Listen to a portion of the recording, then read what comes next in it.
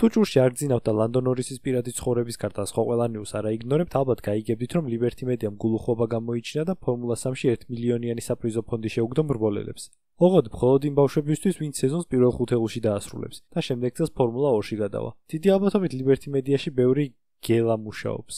ფორმულა 2-ში სიარულს უნდა 300,000. 300 პიცას უნდა 18 ლარი. დაახლოებით რომ დავთვალოთ ფორმულა 3-ის ჩემპიონს 300,000 ევროთ შეიძლება მოვიდეს 3 ფორმულა 2-ის ბოლიდის წინა ფთა, 1 წლის Red Bull-ის მარაგი და პადოკ პასი თავისი ლოვესთვის.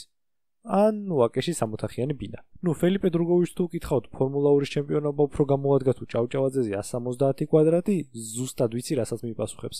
ორიგინალური არ ვიქნები თუ ვიტყვი რომ ავტოსპორტი ერთ-ერთი ყველაზე რთული სპორტული დისციპლინაა, ხოლო ფორმულა 1 ურთულესი. სხვა რომელი სპორტის ელიტაშია მხოლოდ 20 ადგილი. ხოლო ამ უდიდესი კიბის საფეხურებზე ასვლას რასაკვირველია ნიჭთან და მონდომებასთან ერთად სქელი ჯიბეს სჭირდება. თქვენი ზნებართვით კარტინგებს გადავახტები და პირდაპირ სინგლ სითერების პირველ საფეხურზე ფორმულა 4-ზე გადავალ. ადგილზე, სადაც სტატისტიკურად ყველაზე მეტი მრბოლელი ამთავრებს კარიერას. ხოლო ვისაც ჯიბე და 1 ადგილი წვდება ფორმულა რეგიონალში გადადის, სადაც უკვე მხოლოდ ძლიერები გადარჩებიან. იცით რა შეიძლება დაუჟეს სპონსორ მშობელს 14-15 წლის ბავშვის ერთი სეზონი ფორმულა რეგიონალში?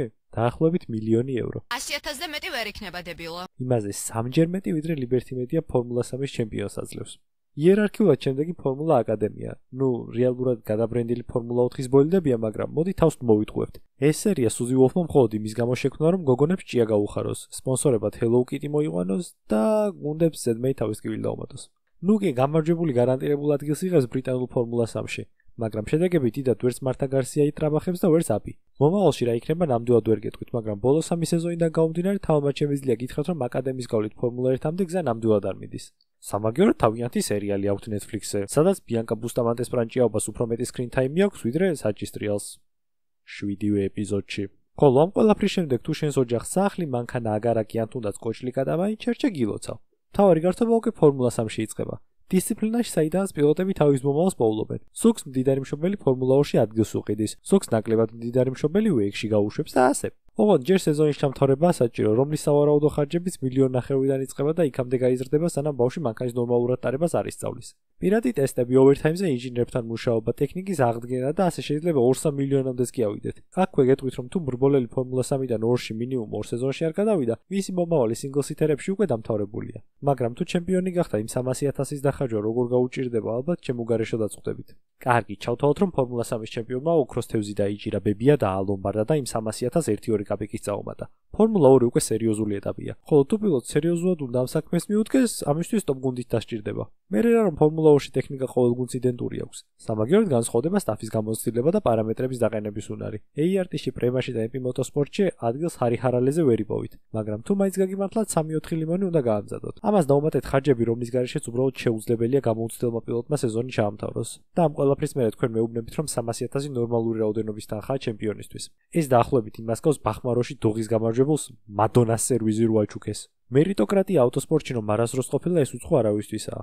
მაგრამ ბოლო პერიოდში ჩვეულებრივ ცირკს და ემსგავსა აქაურობა. არავის არ აინტერესებს შენი შედეგები. მთავარია რამდენის მოტანა შეგიძლია გუნდისთვის. სწორედ ამ მიდგომის გამო დავკარგეთ ვკარგავთ ისეთ ხალხს როგორებიც არიან მაგალითად კალუმ აილოტი, რომელიც 2020-ის ფორმულა 2 სეზონში მიკ შუმახერს ნორმალურად ებრძოდა. მერე ფერარი უარი განუცხადა საერთოდ ყველა ფერზე და დღეს ამერიკაში დაკატაობს. ტეო პორშე, რომელმაც ფორმულა 2 კი მოიგო, მაგრამ საერთოდ არავის გახსენებია იმის შემდეგ. ფელიპე დრუგოვიჩი, რომელსაც დიდი ალბათობით ასტონის მწვანე ფერზე ალერგია აქვს უკვე, ანდრეტის ფორმულა ის გუნდში გადავიდა. ესია იქამდე შემიძლია გავაგრძელოს, სანამდეც გამიხარდება. ხოლო ამ ყველა ადამიანს ერთი საერთო აქვს. ყველა მათგანი გუნდში ბუღალტერმა და პიარის გუნდმა დაიწუნა და არა გუნდის თავკაცმა. ამას ემატება ის ფაქტი, რომ ქვედა სერიის მოგების შემდეგ პილოტს იქ დარჩენა იგრძალება. აი მარტივად რომ აღიქვათ ბიჭები ჯარის გამო მეოთხე კურსზე საგანს რო იტენიან, ეგრო ვერ ქრან რა. რასაკვირველია სწორდროს სწორ ადგილას აღმოჩინა ცხოვრებაში ბევრად წინ წაგწევს, მაგრამ უსამართლო ცხოვრებაში ფრთიანი ფრაზები რამდენად გამოგვადგება, ვიცი. როგორ დავიჯერო რომ Liberty Media-ს ფინანსურად ისე უჭირს, რომ თავისივე პროექტის გამარჯვებულს გროშებზე ატილავებს. ისე შეგახსენებთ, რომ სწორედ ამ ზემოთ ნახსენებმა Liberty Media MotoGP წელს 4 მილიარდ ევროდ შეიძინა. მაგრამ ფორმულა 3-ის გამარჯვებულს აქეთ ართმევს ფულს. დღეს რეალურად ფორმულა 2-ს და 3-ს ყველანაირი აზრი დაკარგული აქვს. პილოტები იმაზე არიან დამოკიდებული, როდის ამოეწურება იმ გუნდში ფული პილოტს, რომლის აკადემიის წევრების თავად არიან. მაშინ მითხარით რა მნიშვნელობა ჰქონდა 2022 წლის ფორმულა 2 სეზონს, სადაც პირველ-მეორე ადგილზე გასულები დღეს ELMS-ის და ფორმულა E-ს გავემს ხეხავენ, ხოლო მეოთხე ადგილზე გასული ლოგან სარჯენტი წელიწად ნახევარი ვილიამსში ტექნიკის ლეწვის გარდა არაფერს აკეთებდა. უპს, ერთმა ამერიკული ფული მოიტანა, ხოლო ბრაზილიელმა და ფრანგულმა კომპანიებმა თავი შეიკავეს. სამაგიეროდ მერე ვიღაც მაღალჩინოსანი გამოვა და დაგვიწყებს რიჟა ბაზარს. ჩვენ ვცდილობთ ავტოსპორტი ყველასთვის ხელმისაწვდომი გავხართ. წეტიშე. დიახ, წელებზე ფეხის დგმა, დღე და ღამე ვარჯიში და მონდოება ძალიან კარგია, მაგრამ ხრუხუნების ფულს თუ დღეს ვერ ჩარიცხავთ, სხვას მივიღებ ჩემ ადგილას. კარგი. სადაც აქამდე ჩემ ბალამუც უსმიათ, მაგრამ ერთად მოვიფიქროთ, რით შეიძლება გახდეს ეს ყველაფერი შედარებით დაბალანსებული, რადგან ეს ფინანსური დახმარება და ფულვეთები დაახლოებით ერთნაირად გამოსადეგია.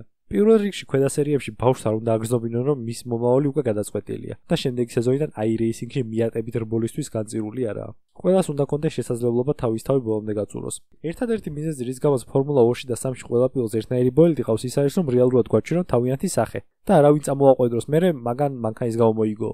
ამისათვის საჭიროა როგორც მანქანები, ისე გუნდებიც იდენტურ პირობებში იყვნენ და როგორც ფორმულა 1-ში იქაც დატესტეს ბიუჯეტის ჭერი. ხოლო თუ мотиваციაზე ვსაუბრობ და უკვე არსებობს წესი, რომლის მიხედვითაც სეზონის განმავლობაში გუნდი ვალდებულია ისეთი ადამიანი, რომელსაც ორზე ნაკლები გრან-პრი აქვს ჩატარებული პირველი ვარჯიშის სესიაზე დასვას, მაშინ რატომ არ ვავალდებულებთ გამოცდილების მიზნით თითო სესია ფორმულა 2-ის და 3-ის ჩემპიონებმაც მიიღონ? ან უბრალოდ იქნებ გამარჯვებისთვის ჯილდო გაწარდონ. მე რა ვიცი. შემდეგი ვიდეოს იდეები კომენტარებში დაწერეთ. მე კიდე წავალ ახლა და GT World Challenge-ს ჩაუჯდები, იქნებ ვიღაც ფორმულა 2-დან გაჭიტლაყებული ადამიანი ვიპოვო.